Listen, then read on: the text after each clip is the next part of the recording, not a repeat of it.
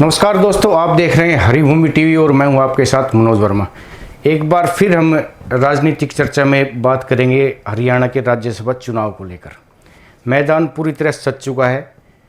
भाजपा ने संजय भाटिया जो पानीपत से हैं उनको अपना राज्यसभा उम्मीदवार बनाया है। कांग्रेस ने उनके मुकाबले में करमवीर बौद्ध को उम्मीदवार बनाया है। दो प्रत्याशी, एक कांग्रेस से एक भाजपा से। इसी दौरान तीसरे प्रत्याशी ने भी नामांकन किया है। उनका नाम है सतीश नंदड़। सतीश नंदड़ रोहतक के भोर गांव से हैं और उन निर्दलीय के तौर पे उन्होंने अपना नामांकन भरा है। तीसरे प्रत्याशी के मैदान में आते ही राजनीतिक जो चर्चा है ना वो तेज हो चुकी है। हम सबसे पहले पूरी राजनीतिक के चर्चा से पहले बातचीत करेंगे, आपको समझाने की कोशिश करेंगे कि हम आपको बताएंगे कि तीनों जो राज्यसभा उम्मीदवार हैं उनकी बैकग्राउंड क्या है, वो काम क्या करते हैं। सबसे पहले हम बात करेंगे संजय भाटिया की। संजय भाटिया पानीपत के रहने वाले हैं। जो इनका पेशा है, जो काम है वो खेती बाड़ी का है। और इनका अगर राजनीतिक करियर की बात करें तो शुरू से ही भाजपा से जुड़े हुए हैं। एबीवीपी के पदाधिकारी भी रहे हैं। 2019 में लोकसभा चुनाव लड़ा था करनाल लोकसभा सीट से। 6,56,000 वोट से ज़्यादा की जीत हुई थी। एक रिकॉर्ड था उस टाइम अपने आप। संजय भाटिया को मनोहर लाल का करीबी भी माना जाता है। और 2024 के चुनाव में उनको टिकट नहीं मिल पाया था विधानसभा का। जो लोकसभा के जो चुनाव हुए थे उनकी जगह जब मनोहर लाल खट्टर को वो दिया गया था टिकट। अब ये तो होगी संजय भाटिया की बैकग्राउंड। अच्छा, अब बात करेंगे कांग्रेस के करमवीर बौद्ध की। कांग्रेस के करमवीर बौद्ध मूल रूप से रोहतक में महम विधानसभा क्षेत्र है, उसके गांव भैणी महाराजपुर के रहने वाले हैं। फिलहाल अम्बाड़ा में ये रहते हैं। इनकी जो बैकग्राउंड है वो ये है कि प्रशासनिक अधिकारी रहे हैं, सरकारी अधिकारी रहे हैं। एसडीओ थे हरियाणा सचिवालय में, सेवानिवृत्त हुए थे। उसके बाद राजनीतिक रफ्तार भी पकड़ी है। और जो संविधान बचाओ अभियान था राहुल गांधी का, उस आंदोलन में सक्रिय भूमिका में रहे थे करमवीर बौद्ध। इनको टिकट कैसे मिला, अगर उस पर हम बताएं तो ये कांग्रेस जो अपना उम्मीदवार राज्यसभा चुनाव के लिए बनाना चाह रही थी, जो भूपेंद्र सिंह हुड्डा बनाना चाह रहे थे। भूपेंद्र सिंह हुड्डा ने दो नाम दिए थे। उनमें एक नाम था रावदान सिंह का और उदय भान का, लेकिन दोनों नामों को खारिज कर दिया गया था दिल्ली से। अच्छा, फिर अशोक तंवर का नाम भी आया था बीच में। अशोक तंवर को ये बताया जा रहा है कि अशोक तंवर को भूपेंद्र सिंह हुड्डा ने कहा था कि इनको इस बार रहने देते हैं। फिर जो पीछे जो भूपेंद्र सिंह हुड्डा के दिल्ली आवास पर जो लंच हुआ था उसमें राहुल गांधी ने करमवीर बौद्ध के नाम का जिक्र किया था और वहीं तय हुआ था कि इस बार राज्यसभा चुनाव के उम्मीदवार के तौर पर करमवीर बौद्ध को मैदान में उतारा जाएगा। करमवीर बौद्ध को राज्यसभा उम्मीदवार बनाने के पीछे एक और कारण है, वो ये भी है कि करमवीर बौद्ध हरियाणा में जो कांग्रेस जो गुटों में खेमों में बटी हुई है, जैसे सुरजेवाला गुट हो गया, सैलजा गुट हो गया, और एक तरफ यहाँ ये भूपेंद्र सिंह हुड्डा गुट, ऐसे खेमों में कांग्रेस बटी हुई है। तो करमवीर बौद्ध ज़मीनी स्तर पर काम करने वाले कार्यकर्ता के तौर पर देखे जाते हैं कांग्रेस में। और ये किसी भी खेमे से नहीं है, ना ये हुड्डा खेमे से हैं, ना सुरजेवाला, ना सैलजा खेमे से। तो इसलिए भी संगठन में ना ये सर्वमान्य से एक चेहरा था, इसलिए भी इनके नाम पर मोहर आसानी से लग चुकी है। इन्हें उम्मीदवार बनाया गया है। तीसरे उम्मीदवार के बारे में अगर हम बात करें तो सतीश नंदड़ हैं, जिन्होंने निर्दलीय उम्मीदवार के तौर पर नामांकन पत्र दाखिल किया है।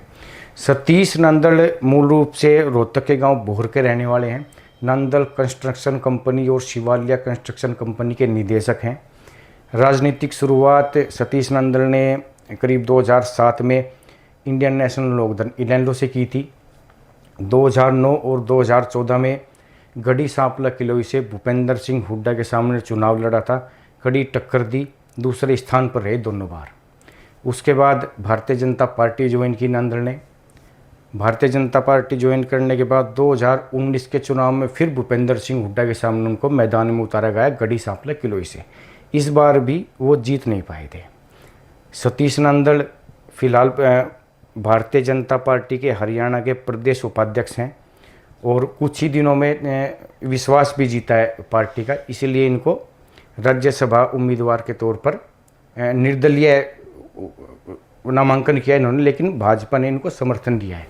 तीनों उम्मीदवारों ने, भारतीय जनता पार्टी के उम्मीदवार संजय भाटिया ने, कांग्रेस के उम्मीदवार करमवीर बौद्ध ने और निर्दलीय उम्मीदवार सतीश नंदल ने, तीनों ने आज चंडीगढ़ में विधानसभा भवन में अपना नामांकन पत्र दाखिल कर दिया है। संजय भाटिया के साथ सीएम थे और तमाम भारतीय जनता पार्टी के विधायक थे जब उनका नामांकन दाखिल हुआ। कांग्रेस ने यहाँ पे एकजुटता दिखाई है। इस बार जो करमवीर बौद्ध के नामांकन में भूपेंद्र सिंह हुड्डा थे और उनके साथ करीब 34 विधायक थे, यहाँ एकजुटता देखने को मिले अभी तक। सतीश नंदल ने जो निर्दलीय के तौर पर नामांकन पत्र दाखिल किया तो उनके साथ जो निर्दलीय विधायक हैं सावित्री जिंदल, राजेश जून हैं और देवेंद्र कादियान हैं, 3 विधायक उनके साथ थे जब उन्होंने नामांकन किया। आपको यहाँ पे ये बताना भी ज़रूरी है कि हरियाणा में 2 सीटों पर राज्यसभा चुनाव होने, एक सीट किरण चौधरी की खाली होनी है और दूसरी सीट रामचंद्र जांगड़े खानी है। दोनों सीटों पर चुनाव होने हैं और दोनों सीटों के लिए 3 उम्मीदवार मैदान में हैं। तीसरे एक उम्मीदवार, अगर भाजपा और कांग्रेस अगर एक उम्मीदवार उतारती मैदान में तो आराम से विधायकों के संख्या बल के हिसाब से भाजपा और कांग्रेस अपना अपना एक राज्यसभा सांसद बनवा सकती, जितवा सकती थी। लेकिन जैसे ही तीसरे उम्मीदवार मैदान में उतरे सतीश नंदल, तो ये जो चुनावी जो गणित है ना, ये पूरी तरह बदल गया है। अब ये खेला इसको कह लो या क्रॉस वोटिंग का डर कह लो, तो ये इसमें अब संभावना आशंकाएं बन चुकी हैं कि क्रॉस वोटिंग का खतरा कहीं ना कहीं रहेगा, तीसरा निर्दलीय उम्मीदवार उतरे।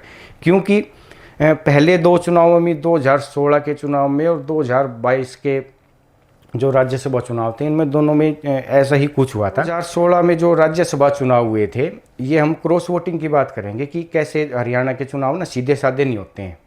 2016 में जो राज्यसभा चुनाव हुए थे, भाजपा ने चौधरी वीरेंद्र सिंह को अपना प्रत्याशी बनाया था। उस तरफ RK आनंद आए थे इनेलो की तरफ से कांग्रेस नेताओं से मिलके। तो उस दौरान ये माना जा रहा था कि RK आनंद को कांग्रेस का पूरी तरह समर्थन हासिल होगा। संख्या बल के हिसाब से 2016 के चुनाव में भी दोनों पार्टियां एक अपना जो उम्मीदवार था उसको जितवा सकती थी।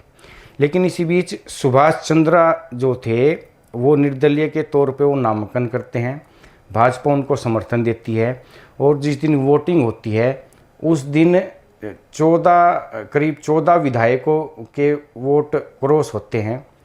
और उसी दौरान ये आरोप भी लगता है कि जो उनके बैलेट पेपर थे उस पे ना अलग रंग की स्याही के पेन का इस्तेमाल किया गया था। इसी को स्याही कांड भी नाम दिया था प्रदेश की राजनीति में।